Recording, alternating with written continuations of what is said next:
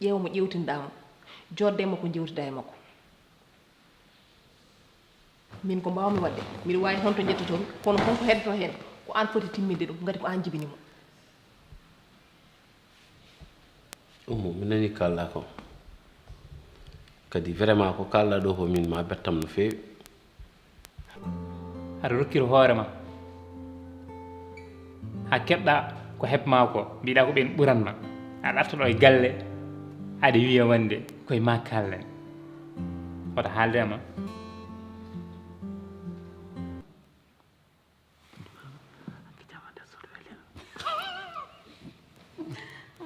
ay hunde ɓennirtama kono hay ɗum hen jeeya eyyi ko woni nder ko ko nder tan nder tan foti heddade ala problème wona ko woni nder ko accuma ɗo non an hay soko bool mi weltima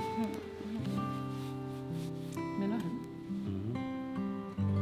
ponmoɗe organisé sorti lena ko bañi ko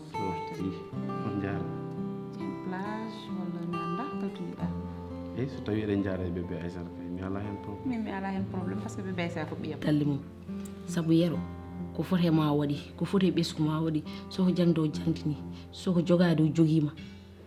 haɗa ni nder galle woɗo hay entourage ma hay mini hoorem jooɗi ɗo ala fof ko waɗantama sabu Allah sabu ma mais si tout à fait normal ɗum wawa weldemo oɗo réaction il faut mo jogomo joni noon ko an ƴewde holno mbatta ha mbaɗa gérer situation o